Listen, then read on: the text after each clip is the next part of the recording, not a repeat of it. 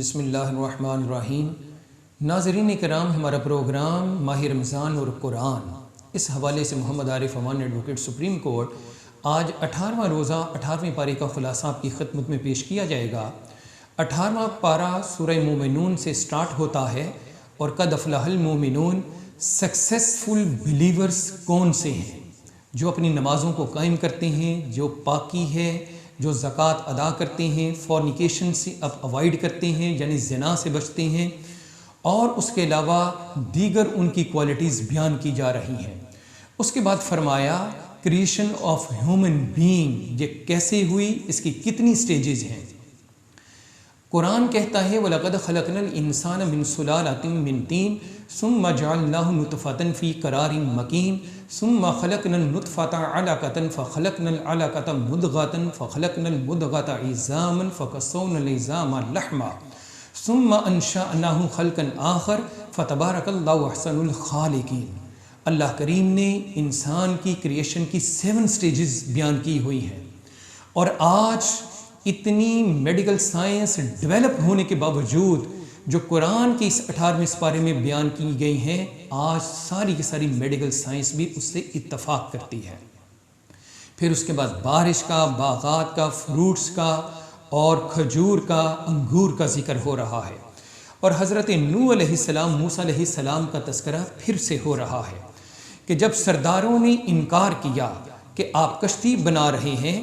اور قوم کی تباہی ہوئی اس سیلاب کی وجہ سے، مگر جو کشتی نوح میں سوار ہو گیا اللہ کریم نے اسے بچا لیا۔ پھر حکم ہوا کہ پاک چیزیں کھایا کرو، یعنی حرام سے منع فرما دیا گیا۔ آخرت کا ذکر ہے، لائف آفٹر ڈیتھ کو یہاں پہ بیان کیا جا رہا ہے، اور مالک ارض و سما کی بڑائی بیان کی جا رہی ہے، مالک عرش کی بڑائی بیان کی جا رہی ہے، اور فرمایا جس کا نیکیوں کا پلڑا قیامت کے دن بھاری ہوگا یقیناً اسے جزا ملے گی، اور جس کا ہلکا ہوگا نیکیوں کا پلڑا اور برائیوں کا پلڑا بھاری ہوگا اس کے لیے سزا ہے۔ اللہ کریم کی حمد و ثنا کے بعد جہنم سے بچنے کی دعا ہمیں سکھائی جا رہی ہے، اور کہا وَقُلْ رَبِّ اغْفِرْ وَارْحَمْ وَأَنْتَ خَيْرُ الرَّاحِمِينَ۔ اس کے بعد سورہ نور سٹارٹ ہوتی ہے جو مدنی صورت ہے۔ یہاں پہ زنا جیسی بیماری کے اندر ملوث لوگوں کے لیے سزا اللہ کریم نے فکس فرمائی ہوئی ہے، اور اگر کوئی جھوٹی تہمت کسی خاتون پہ لگاتا ہے، ایلیگیشن لیول کرتا ہے، تو اس کے لیے بھی 80 کوڑے فکس کیے گئے ہیں۔ حضرت عائشہ صدیقہ رضی اللہ تعالی عنہا کی طہارت، آپ کی پاکیزگی اور آپ کی شان و شوکت کو بیان کیا جا رہا ہے۔ فضل خدا اور رحمت کا ذکر بھی یہیں پہ ہو رہا ہے، اور فرمایا بلیورز تم کبھی بھی شیطان کے راستے پہ نہ چلو، اور نیک خواتین پر فالس ایلیگیشن لگانے والوں پہ اللہ کریم لعنت بھی کر رہا ہے، اور فرمایا قیامت کے دن تمہارے پارٹس آف دی باڈی، تمہارے ہاتھ اور تمہارے پاؤں بھی ایویڈنس دیں گے۔ آج اگر کسی طاقتور نے جو اس نے گھنونا جرم کیا ہو اس کی سزا سے بچنا چاہتا ہو، تو وہ یا تو وٹنس کو کچھ دے لے کے منحرف کروا دیتا ہے، یا اس سے بھی طاقتور لوگ کسی گواہ جو عدالت میں ان کے خلاف گواہی دینے کے لیے آنا چاہے تو مدعا ہی ختم کرنے کے لیے اسے مروا بھی دیا جاتا ہے۔ مگر کان کھول کے سنو کہ قیامت کے دن تمہارے ہاتھ، تمہارے پاؤں جس سے تم نے زیادتیاں ظلم کیے ہیں تمہارے خلاف اللہ کریم کی بارگاہ میں اپنی ایویڈنس ریکارڈ کروائیں گے۔ پھر فرمایا گیا اچھے مرد اچھی عورتوں کے لیے اور برے مرد بری عورتوں کے لیے، اور اللہ کریم نے خصوصی طور پہ ہمیں انسٹرکشن دے دی کہ کبھی بھی گھروں کے اندر وداؤٹ پرمیشن انٹر مت ہوا کرو، اور اپنی نگاہوں کو نیچی رکھا کرو، اپنے پرائیویٹ پارٹس کی حفاظت کیا کرو، اور اس کے علاوہ گھروں میں داخل ہونے سے پہلے سلام کیا کرو، اور خواتین کے لیے خصوصی طور پہ حکم کہ اپنا بناؤ سنگار غیر محرموں کے سامنے اسے نہ ظاہر کیا کرے۔ امپورٹنس آف نکاح یعنی شادی کی اہمیت کو اجاگر کرتے ہوئے فرمایا گیا کہ یہ بہت اچھا کام ہے، اور عام طور پہ وہ خواتین جو اس وقت کنیزیں تھیں یا آج ہمارے گھروں میں مختلف بیچاری لڑکیاں یا لیڈیز کام کرنے کے لیے میڈ کے طور پہ آتی ہیں، تو چونکہ ہم انہیں تنخواہیں دیتے ہیں تو اس لیے انہیں بدکاری کے لیے رضامند کر لینا، فورسبلی ان کے ساتھ اس قسم کی حرکت کرنا، سیکسول انٹرکورس کرنا، اس کی سخت ترین ممانعت کی گئی ہے۔ اور فرمایا گیا اللہ نور السماوات والارض، زمین اور آسمانوں کا اللہ کا نور ہے۔ پھر فرمایا گیا کہ سیل اور پرچیز اور تمہارا بزنس مردوں کو کبھی بھی اللہ کے ذکر سے غافل نہیں کر سکتا۔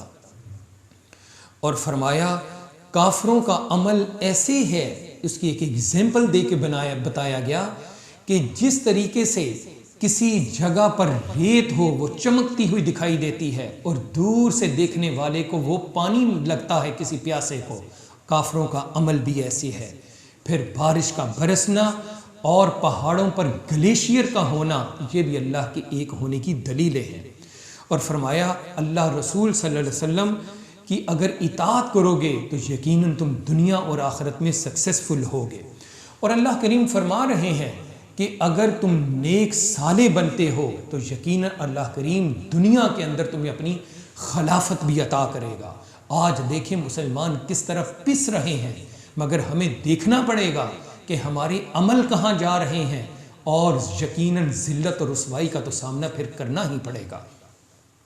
اس کے بعد اللہ کریم نے فرمایا کہ جو ایجڈ لیڈیز ہیں پردے میں ان کے لیے کسی حد تک نرمی رکھی ہے، اور جو ینگ ہیں ان کے لیے اس طرح کی نرمی قطعاً نہیں ہے۔ لیکن آج کسی بھی فنکشن میں چلے جائیں، خاص طور پہ شادی بیاہ پہ جائیں، تو وہاں پہ جو بیچاری ایجڈ ضعیف العمر ہوتی ہیں